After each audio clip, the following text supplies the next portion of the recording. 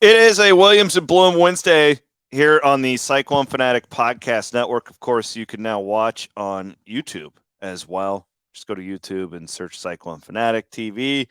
It'll pop right up. All of our great podcasts are going to be on the YouTube from now on. We are, of course, fueled by Cody Road and presented by MacDine and the MacDine Corporation. Fired up for game week is Williams and Blum Wednesday for our first Wednesday show during game week. I hope you guys like it. We're going to do more of a deep dive on the upcoming opponents and all that stuff to help get you prepped. We couldn't do anything without our friends at MacDine. They are the only reason we are here. Actually, it was their great CEO's idea to even start this podcast in the first place, and we've run with it, and it's been a tremendous success, so much so that we're going 2 days a week. So thank our friends at MacDine. Check them out at macdyne.com. MECHDYNE.com. I also want to thank our friends at Gravitate Co-working. You can check them out at gravitatecoworking.com. And it's been actually cool to see that kind of roll. People are, I think, a little bit after COVID, wanting to be back around people more, right? And maybe you don't have an office, and you did 4 years ago. Gravitate Co-working is a really good option for you. Potentially your company, if you own a company, get them around other people. Productivity increases. Gravitatecoworking.com. Last but certainly not least, I want to thank our friends from the Iowa State University Foundation. They've been a longtime sponsor of Cyclone Fanatic, and I actually got a little deal in the mail last night, and it was cool because shout out to the band. I'm a huge band guy. We all know this. And every year for the Forever True Day, we make a donation to the Iowa State University Marching Band. And I got a little thank you note in the mail yesterday, which I thought was really cool. So shout out to the band. They're getting prepped for their big debut on Saturday. I want you to go to movewhatmatters.com and be a well-rounded Cyclone. Make a donation to an area of campus that matters to you. Do that at movewhatmatters.com. I'll bring in Brent Blum right now as we are going to break down Iowa State and Northern Iowa Cyclones and the Panthers, baby. It'll not the same without Gary Rima on the call for Northern Iowa. I know you've been doing a deep dive. I've been doing the same. I've been studying Northern Iowa for about 2 hours now here this morning. And we could probably overanalyze this game for the next 3 hours. How are you, Mike? By the way, I'm drinking this We Will coffee. It's fantastic. Yeah. What do you think? Yeah, buddy. Yeah. It's really good. I'll have, so for those of you who may want to sample, we'll be in the RV Village. I'll have a couple of cases of these bad boys. So stop over, look for the We Will tent, say hello. No, I'm good. Coffee's going down smooth. It's game week. Man, it felt good to just dive into some numbers for you and I. Like it felt really good. I'm ready to go. We got football on tomorrow night. We're prepping. We'll be in the RV lots. Our guy Jeff Wood's going to be in the RV Village as well, by the way. Oh, really? Okay. Can we learn more about Gravitate? It's going to be a who's who in that area. So ready to go, man. I'm fired up. That's great. I too am looking forward to camping a couple nights I think it's one of the best things Iowa State's ever done. We got invited to I felt like we're officially in the fraternity. We got invited to the Facebook group for the RV Village folks. Yeah. I felt like I belong now. Now I still don't know how to. I was hammering the sirens the other day, and the RV Village is just so uniquely Iowa State. That's what I love about it. It's like it is such a cool and unique thing, and you walk around there on Friday nights, and it's really special. So it's gonna be great. Really pumped up about it, but also just ready for football, C-dubs. Let's go. Let's figure it out. Well, okay, let's start. I got some notes here on Farley's press conference. Talked to a couple of UNI people, trying to see where their mind is at. They love the quarterback. You mentioned this on Sunday's podcast. In many people's minds, you're right. This is the best quarterback in the state of Iowa, Theo Day. Michigan State transfer, so he has played Power 5 football. What was he the most? He was like offensive player in the year in FCS last year, I believe. Yeah, well, yeah. I mean, that's the thing is you look at them. It's not the UNI that I think we all think of first and foremost with them. They were excellent on offense, specifically passing game. Normally, you think, Chris, you and I, David Johnson, or Yeah. what was that McIlvain young guy who just ran around and made a bunch of plays. They are pretty straight up. They're going to throw it, and they're going to throw it a lot, which is different because Day can throw it. They threw for over 285 yards per game last year, which is the most they have in a long, long time. But on the flip side, not as good last year defensively against the run, and that's usually what been the calling card. So I think this is interesting. It's kind of strength versus strength, weakness versus weakness. In Yeah. regards to Iowa State's strength is that secondary. UNI's strength is the passing game. Iowa State's weakness right now, I think, is safely the offensive line until we get proven otherwise. But UNI does not have a vast amount of experience or size up front defensively, and they weren't great against the run last year. Yeah, that was the one thing that stood out to me when I was looking at their depth chart is the size advantage that Iowa State's going to have up front. Now, what does that mean? I don't exactly know, but it's going to be significant. There were a lot of times where Iowa State would field a line, and it was very similar to Northern Iowa's. And like as far as just sheer bulk and strength, there's more to it. Again, clear advantage for the Cyclones this year. Yeah, and then Iowa State's one of the bigger offensive lines in the Big 12, and that comes with experience. And I think they're second. In fact, somebody ran the numbers that Iowa State would have like the 8th largest offensive line in the NFL, which is kind of surprising. But the guy that hasn't really played much, but will start, is James Neal. He came in as a JUCO, was fairly highly regarded, but took a while to kind of get up to speed, and he's been good in fall camp. So excited to see him. I mean, Hufford is locked in, Miller's locked in, and it's interesting that Simmons may or may not start, which is that was the one that stood out to me too. Daryl Simmons, we all thought was an NFL guy a few years ago, and now is kind of fallen. If you take any faith in this depth chart that Campbell puts out, which I don't put much into it, but he's not starting according to the depth chart. Right. Jared Hufford is the listed starter.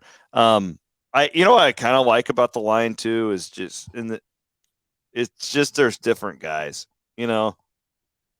like there's names that we know, there's guys that we've seen, and those are all your, seniors and stuff, which I like, but I like the fact that, it's just a little bit different, and you can, it's not the same characters. Point being, somebody told me this, and it's like when you get a new position coach, there's no, predetermined opinions.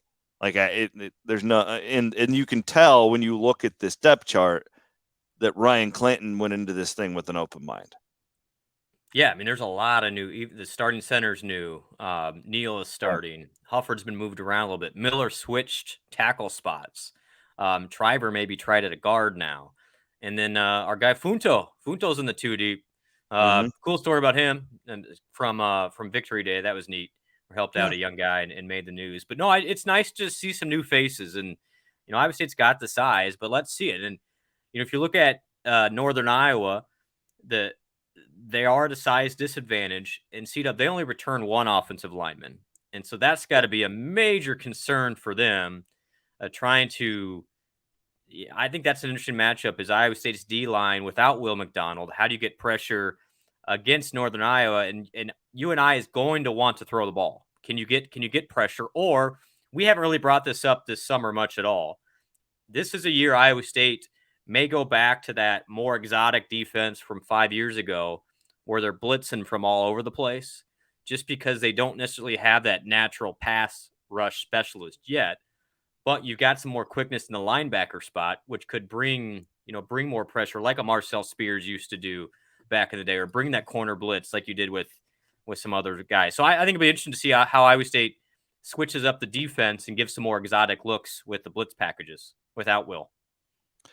Yeah, the first thing I had written down for us to score or for us to discuss today, Theo, you ran through it very well. This Northern Iowa offense is what, like, we haven't seen a number yet, what is the projection of like how much can they score on Iowa State's defense? Yeah, I don't know, and that's what I was. Really interesting. Yeah, I mean they put up points last year, and again, different than the Northern Iowa we're used to. They scored 33 points per game, top 25 in FCS, and what is like? I mean, what does Iowa State have to get to win?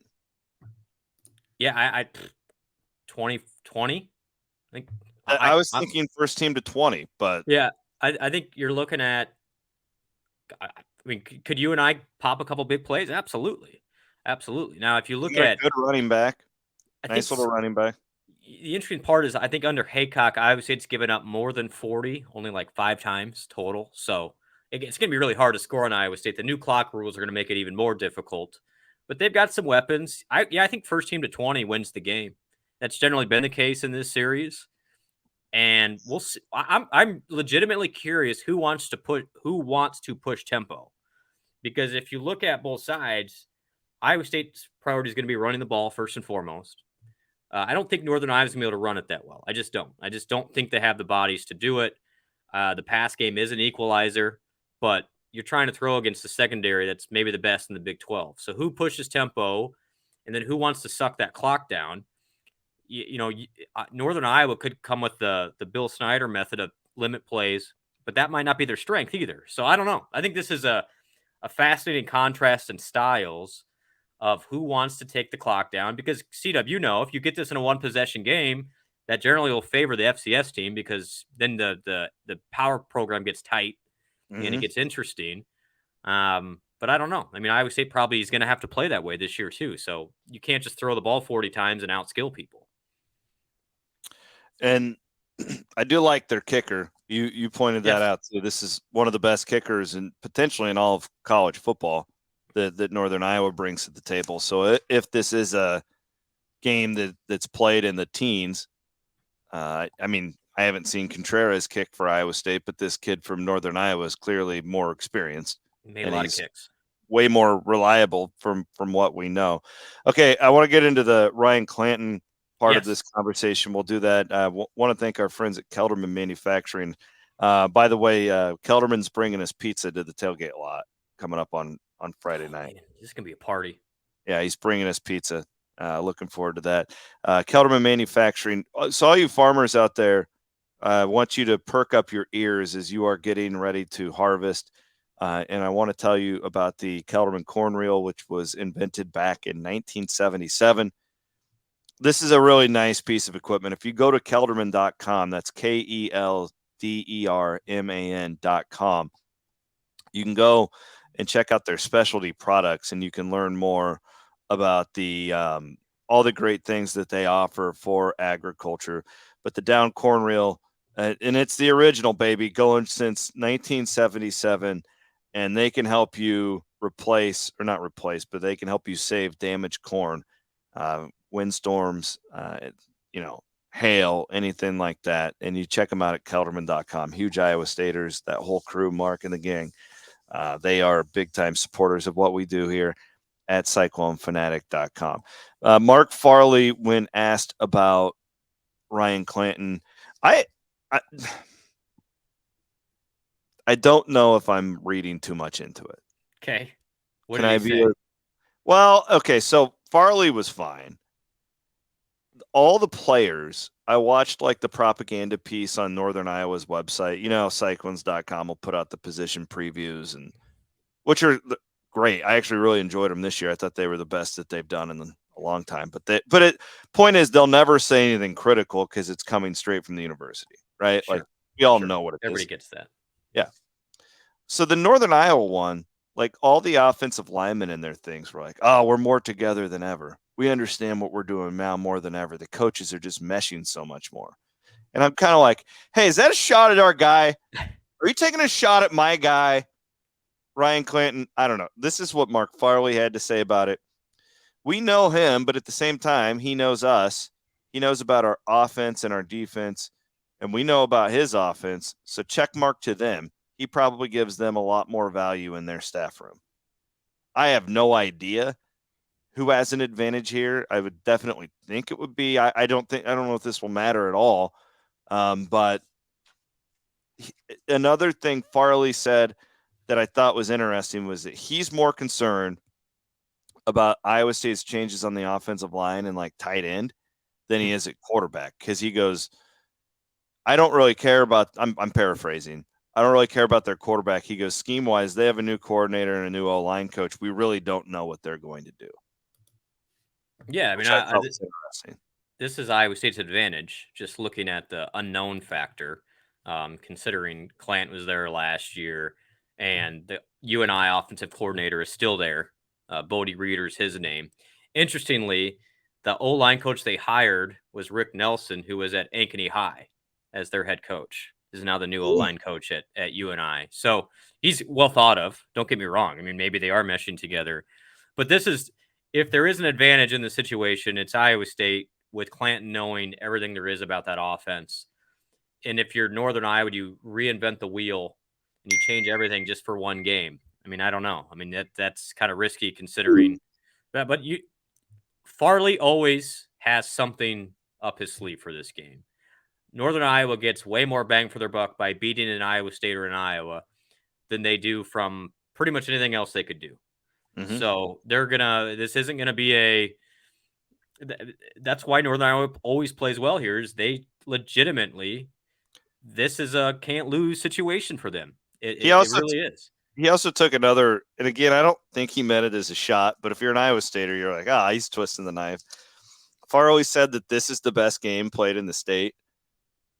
And he said, if you look at the history of this game and like how close the scores are, that Iowa State Northern Iowa is the best game in the state. And I don't know again if it was a direct shot at Cyhawk or that. Well, Iowa State doesn't compete well with Iowa, so this I couldn't. That's a weird. Statement. I don't want to read into it, but that's kind of how.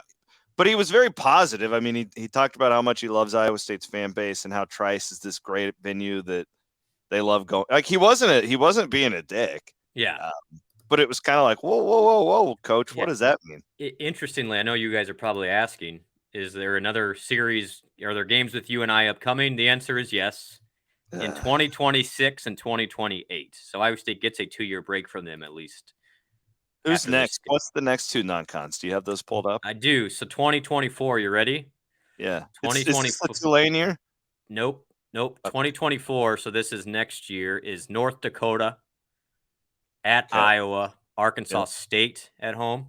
The Red Wolves. We talked about them this week. 2025. Get ready for this. South Dakota, Iowa at home, at Arkansas State. Oh, we gotta go to Jonesboro. And then 20. I feel like I'd fit right in there. 2020, yes, you would. 2026, Northern Iowa at home, at Iowa, Bowling Green at home. And then 2027, South Dakota State at home, Iowa at home, at Bowling Green. When did they go to Tulane? Isn't that on the schedule? Yeah, not till 2029. So Dannon's probably not even going to be there at that point. Yeah. If you look at this, it's basically Pollard throwing a bone to a bunch of his friends. So Iowa State gets to go to Arkansas State and Bowling Green. I mean, like, so David Harris being at Northern Iowa, like this game funds their athletic department. Yes. David Harris is, I mean, he may be the favorite to replace Jamie Pollard if Jamie he would definitely be. It would be him and Troy Dannon at Tulane, I would think, would be the two guys. Yeah, those would probably be the two. You know, maybe who's the Small went to Valpo. He was the associate agent for a little bit. Charles Small, he's really good. Small. He's sharp. But no, I think you're right. It probably would be Harris or Dannon. Because it'd be interesting. I mean, that's another conversation. Is Jamie will get us through Chi-Town, but I mean, I think he's been at Iowa State for 18 years. Like we're not trying to kick him out. I hope he stays. I'm not for ready. A long time. I'm not ready for a post Pollard athletic director. I mean, it's crazy though. Yeah, it's just a long time. And man, I was listening to the coaches show last night, and kudos to the entire Iowa State athletic department. When Jamie started, season tickets, C-Dub, were 22,000. Now they sold just shy of 46,000 this year. So, I mean, amazing. Coming off 4 wins. Yeah, it's just amazing, incredible growth. And so it'll be close to a sellout Saturday. There might be a couple thousand empty seats. But to think that there's going to be 60,000 people up there after a 4-win season just goes to show how far Iowa State's really come. And so, but also the importance of this year's big. Like you just can't have back-to-back 4-win seasons, and I think everybody realizes that you got to keep momentum in this new league. It feels like the heat may keep some people away. Yeah, I think that's part of it too. It's not cooling down at all. Which I get it. Like for older people and if you have kids and stuff like that, it's gonna be pretty brutal out there. There is gonna be a nice wind though. It's gonna be a nice south wind. I was shocked at how much watching Farley's press conference was spent talking about the heat and like how really? they did outside last week, and it was really interesting. Let's get back. Do you have anything else on UNI before we move on? Because I did have a couple other depth chart notes for Iowa State that I wanted to cover here before we. Just looking at them, very inexperienced offensive line and very inexperienced at linebacker, and a smallish defensive line. Always coached well. Bryce Pop is still there. I mean, the guy just gets the job done year in and year out. But gosh, I don't want to make a just love Cedar Falls. Yeah, because I feels like he could have moved on. Yeah, like that guy, he's an elite coach. He could coach anywhere he wants. I would. And those position, the position coaches at that level. He's just a position coach, right? He's just a position coach. Yeah. Johnson's their defensive coordinator. Yep. But those guys, you'd be surprised. You really better love football if you're coaching at that level because the pay is not great. Well, that's what I'm saying. Pop, like I feel like could be at least a defensive coordinator at the D1. Totally agree. Totally agree. And then that Jeremiah Johnson, who's their defensive coordinator, has been awesome for a long time, and he's been there a while. So, good question. Maybe they just love it there. I think it's an interesting year for UNI. Supposedly their talent's a little bit better. They went 6-5 a year ago. But who wants to dictate terms early in this game? Iowa State better be able to run the ball. And I don't want to make a referendum on the offensive line in one game, but well, if they suck, then we're going to come out and be like, well, you make the most jump from week 1. Oh yeah, we got them ready to go, buddy, one way or another. Okay, so want to run through a couple of notes on Iowa State's depth chart. They come out with the 5 oars at running back. Feels to me like Harris is probably the farthest away from playing. He's at the bottom. I don't know if you read into that, but from what I understand, I've been told all 5 running backs will play this year. I think it's gonna. I think doesn't it just feel like it's Norton and Sanders, and then best case scenario they're productive, and then if not, you can trickle down to the other guys. Yeah, and just you start with those two, but Hansen and Sama have been so good that they're going to be, they're going to be pushing. So, will you see all 5 Saturday? I doubt it. I think it's Norton. Yeah, I think you try Norton and Sanders. It's a change of pace, and then see how it goes. Other notes that I took from the depth chart was I thought it was interesting. I'm not really obsessed with this, but fans love guys that are ranked highly. And Greg Gaines, the wide receiver, was not on here. He was a 4-star guy when he signed. Yep. And then it was interesting. Matt almost went out of his way to point him out during his press conference yesterday that he's good. So I don't know what that means. I'm not even trying to. I haven't heard his name at all during camp. I'm not. I don't talk to everybody. I don't know everything. He is not. It's not been in like a guy who I've heard like, oh wow, he's really making some. Did you have a read on that? And the reason I asked, I wouldn't spend time on this, but the fans, I've had like 5 people ask me on Twitter about Greg Gaines. Yeah, he's the new Joe Skates, right? Where it's like, where's Greg Gaines? Here's what I'll say. I think depending on how Iowa State wants to play, will also have a big percentage of playing time for the receiver position. If Iowa State's going to do the 2 and 3 tight ends, it just takes a receiver or 2 off the field. And Gaines plays the same position as Higgins, and Higgins is just ahead of him. So, and then you have like a 26-year-old in Daniel Jackson. Right. And you got Aiden Bitter's been there a long time. Now, maybe not be the same position. Yep. So you've got don't write it off Greg Gaines. I do think the receiver position is super interesting because there's a bunch of redshirt freshmen, Gaines, Essex, Adams, that were all highly thought of coming in last year, and they're still getting some buzz, but you've also had some of those older guys keep getting better. The Bitters, the Jacksons, the Higgins is a little bit older. Dimitri Stanley's still around. So it's kind of one of those positions where Iowa State's not going to go 4 wide. and only so many guys can play at once. I don't know if that's a negative on Greg Gaines, but if Higgins is as good as they claim he is, then it's going to be tough to keep that guy off the field. Higgins. Yeah, defensively, boy, when you see it on paper, as far as the depth in the secondary, and Trevon Howard is a guy who I know we've both been hearing has really come on. He's behind Bo Freiler for those who haven't seen it. This is the best secondary in Iowa State history, Brent. I think last year probably was, but man, and you lose Anthony Johnson, who just makes the Packers. By the way, congratulations! Yeah, congrats. To him. Yep, Hutch made the 53 man for the Texans. Yep, but it's like, man, you look at this and they're just freaking loaded. They're loaded on the back end of that defense. And there's some guys that haven't even played yet that are really good. Guys like Howard and Brent Thompson. Darian Porter is a guy who many think will have a shot to play in the NFL, and he has barely played at Iowa State. Facts, which that's really good. That really helps your special teams, by the way. And that's where I think for Iowa State, the heat will be actually an okay thing. I mean, you'll be able to. They're going to run a bunch of defensive guys out there. I think that's the one thing with what you always did on the D line, what you did at linebacker. They always are moving guys in and out. And the fact that you don't necessarily have stalwarts there, Dom Orange can't play every down in 95-degree heat. You're going to see a lot of bodies. So you better get your rosters out. But the good news on the defensive end is you got depth there. Secondary's just got guys. And then you got like a preferred walk-on C-dub who comes in and makes the two deep in a loaded position, which just goes to show how good is it Drew Sturgis, or he's going to be a really good player. He'll get a scholarship someday. And I also had heard too, another nugget that I was given is that Jontez Williams and Terrell Crosby both had great camps, redshirt freshman corners. Two corners. And they were put in there as a backup to TJ Tampa with a big fat oar next to them in classic Matt Campbell style. Then you still have Verdon and Cooper. I mean, it is a really, really good group, and everyone's pumped up to see them.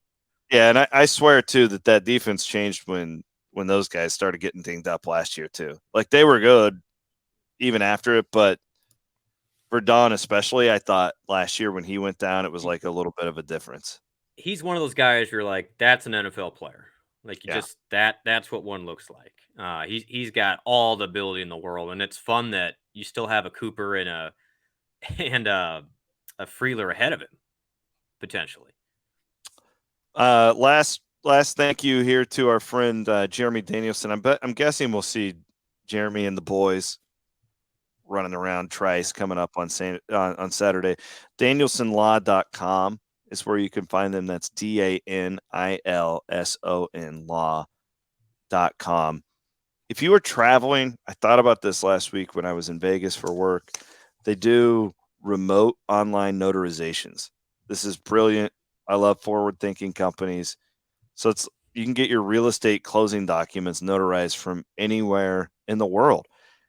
DanielsonLaw.com, DANILSON law.com. You don't have to use the lawyers that your real estate agent tells you. You can use a great Cyclone like Jeremy and his wife, Sarah.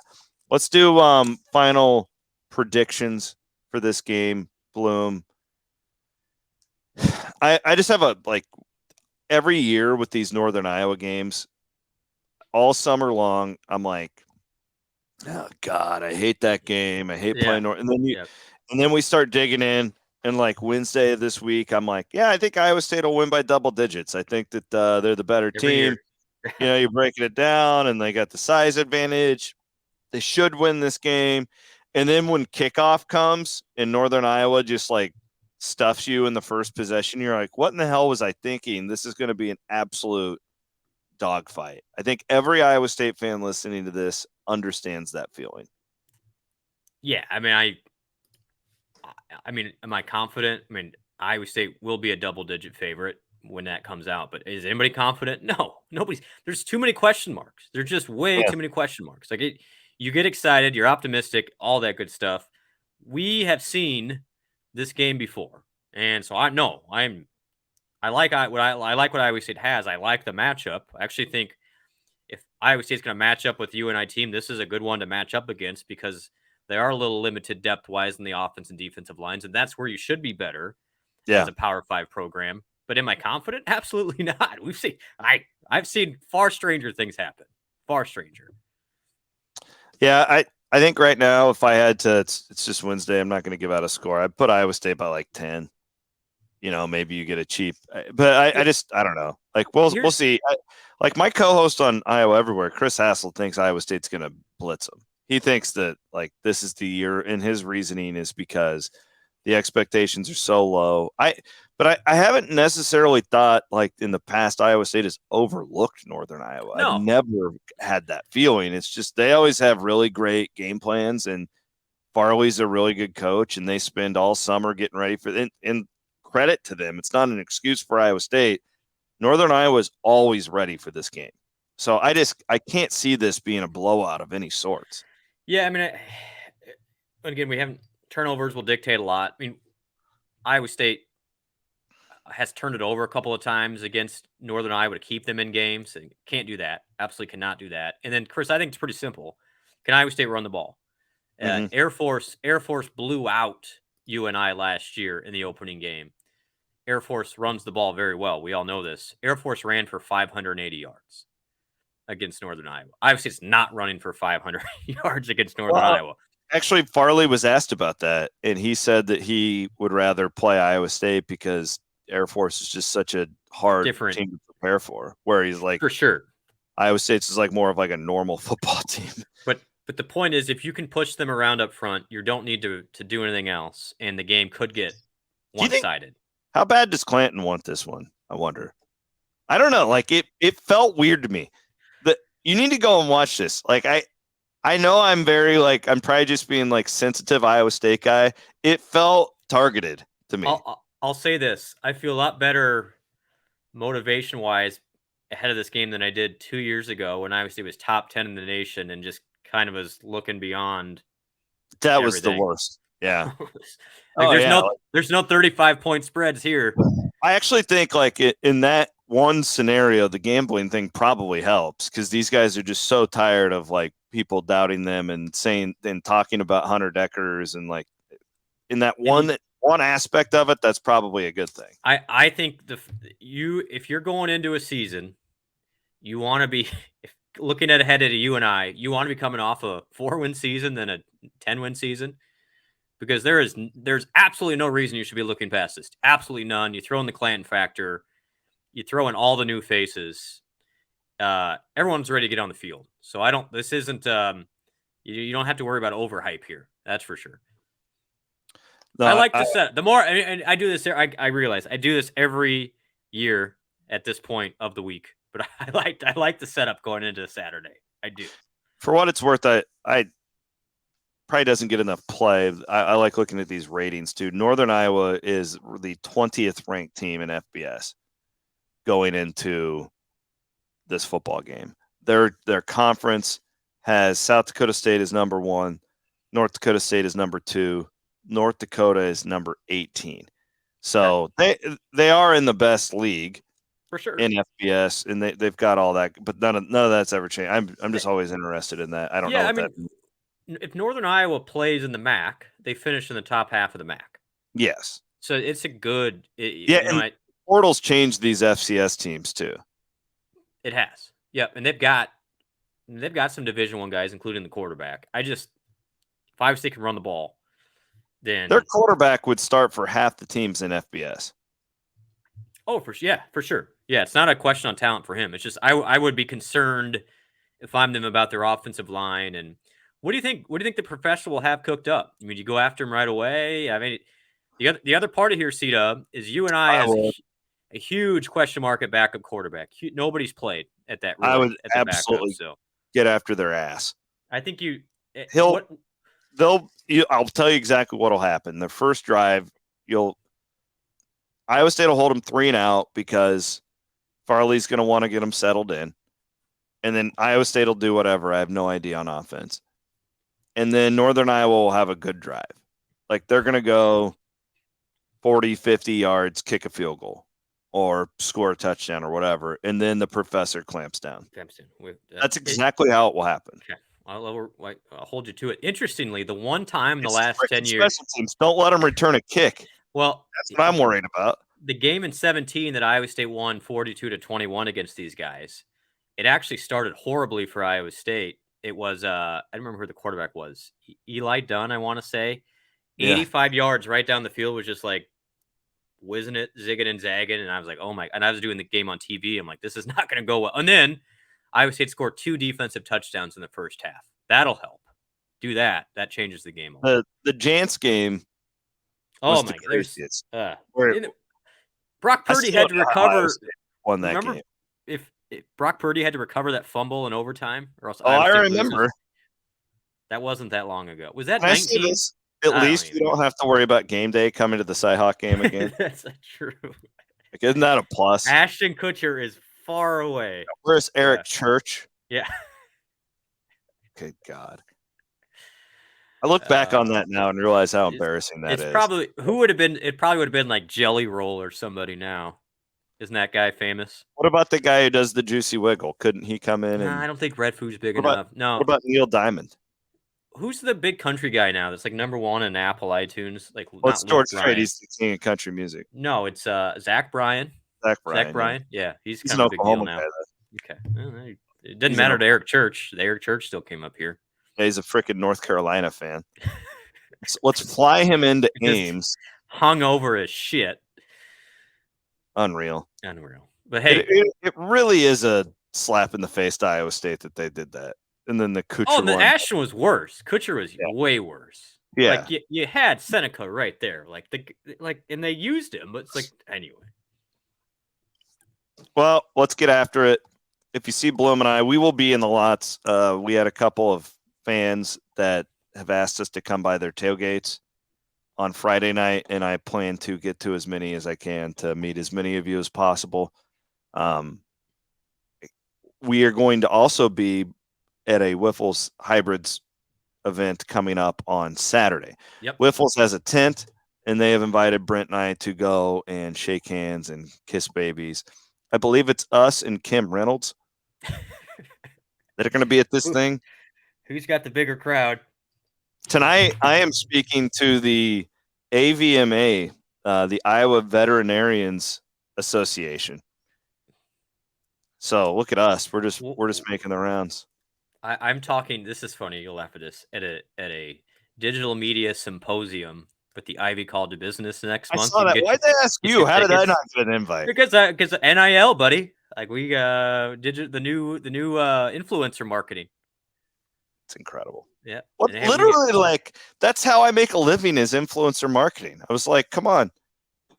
It's not my influence. It's TJ Tampa's influence. Jeez. Yeah, I know. I'm just look at us. They tried to kick us out, and we just keep showing up. It is just funny, like the whole like.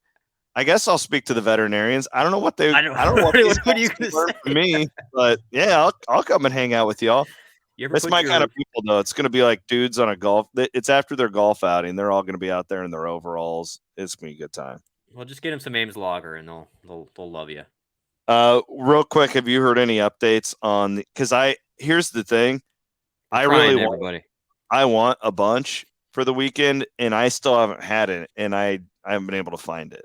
Sales have been so good that they're trying to keep up. Long story short, it has been an unbelievable couple of days for the We Will Collective. And I don't know exact numbers. I don't want to overstep. But, man, if this continues, guys, it's going to make a monster impact on what we're trying to do. And they are trying to get it out there. I think they had a bunch of new shipments go out yesterday, today, tomorrow. So just be patient.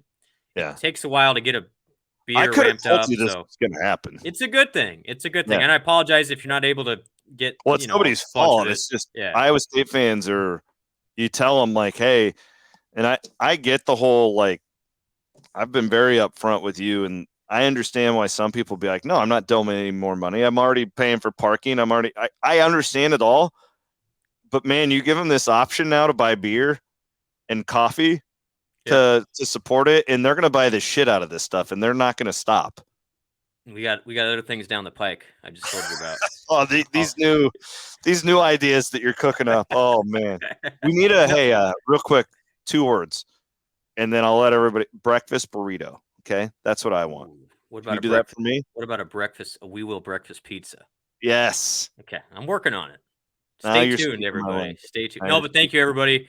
Should be a fun day, and let's hope it's a stress-free fourth quarter. Yeah, no kidding. No doubt about that. But yeah, reach out if you see Britt and I on Yes, Friday. please do. Say we'd love to Yep. take pictures or shake your hand and thank you for listening to the podcast. So I he is. got to thank him real quick. Friend of the program, Terry, reached out this morning. Lives in Milwaukee area, and said that we are his lifeline in Big Ten country, and he just wanted to thank us. So Very yeah, nice. thank you, Terry. Appreciate you, man. Appreciate you, Terry. Appreciate all of you guys for listening. Remember, you can watch now as well on YouTube. That would be awesome if you would subscribe to that. And then we always can use positive reviews and ratings and all that stuff wherever you listen to the podcast. So he's Brent Blum. My name is Chris Williams. We will see you guys out there on Saturday. Later.